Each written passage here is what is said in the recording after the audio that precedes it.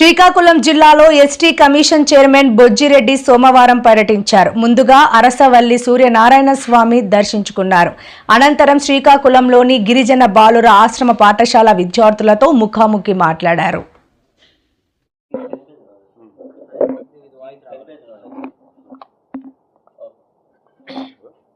అందరికీ నమస్కారం.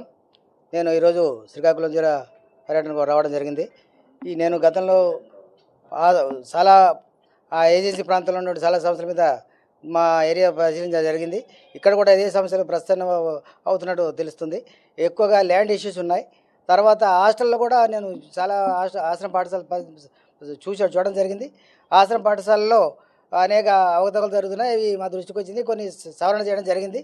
ఆ విషయంలో ఎట్టి పరిస్థితుల్లో తగ్గే ప్రసక్తి లేదు. అధికారులు కూడా తల వంచి ఇక్కడ గిరిజనులకు మేలు జరిగే విధంగా పనిచేయాల్సిన అవసరం ఎంతైనా ఉంది. కాబట్టి ఖచ్చితంగా అధికారులు ఈ ఏజెన్సీ ప్రాంతాల్లో ఉన్న గిరిజనులకు న్యాయం జరిగేలా ప్రవర్తించకుంటే ఖచ్చితంగా చర్యలు తీసుకునే అవకాశం ఉంది.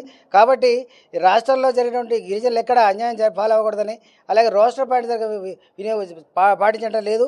ఉద్యోగాలు తీసేటప్పుడు కూడా చాలా అర్థవంతంగా కాకుండా అర్థరహితంగా చేస్తున్నాడు ప్రభుత్వ అధికారుల మీద ఖచ్చితంగా నేను దృష్టి పెట్టాను. ఎటువంటి ఇబ్బందులు జరిగినా, గిరిజనులకు ఇబ్బంది జరిగినా ఖచ్చితంగా అధికారుల మీద చర్య తీసుకునే అవకాశం ఉంది. నేను తిరిగిన ప్రాంతాల్లో అయితే ఖచ్చితంగా ఆశ్రమ పాఠశాలలో కొన్ని సదుపాయాలు సక్రమంగా లేవు. సక్రమంగా ఉన్నా కూడా కొన్ని ప్రాంతాల్లో అధికారులు సరిగ్గా పాటించడం వ్యవస్థను అమలు చేయడం లేదు. కాబట్టి ఖచ్చితంగా వారి మీద కూడా చర్య తీసుకోవాలని దృష్టి పెడుతున్నాను. ఖచ్చితంగా ఇక్కడ ఎటువంటి ఆపదలు జరిగినా, ఎటువంటి తేడాలు జరిగినా ఊరుకునే ప్రసక్తి లేదు. ఖచ్చితంగా గిరిజనులకు న్యాయం జరగాలని కోరుతున్నాను.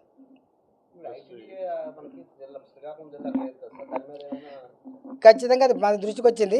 శ్రీకాకుళం జిల్లాలో కూడా కనీసం మినీ ఐటీడీ పెట్టి ఏర్పాటు చేయాలని ప్రభుత్వం దృష్టికి తీసుకెళ్తానని నేను హామీ ఇస్తున్నాను.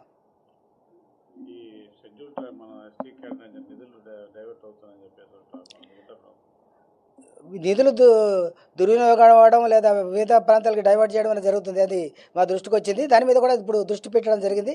కాబట్టి అవి కూడా ఎటువంటి నిధులు దుర్వినియోగం చేసే బాధ్యత తీసుకుందామని నేను మనస్ఫూర్తిగా హామీ ఇస్తాను.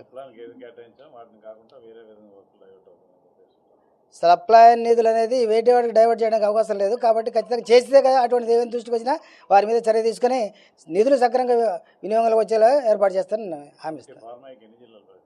నేను ఈ కమిటీ ఫామ్ అయ్యాక ఇది మూడో జిల్లా సార్. నెక్స్ట్ 4-5 వేసుకున్నాను. ఇది అయిన వెంటనే నెక్స్ట్ జిల్లా మీ పక్క జిల్లా ప్రదర్శన వెళ్ళడం జరుగుతుంది. కాబట్టి పక్క జిల్లా కూడా సమస్యలు తీసుకొని వెళ్ళే అవకాశం ఉంది సార్.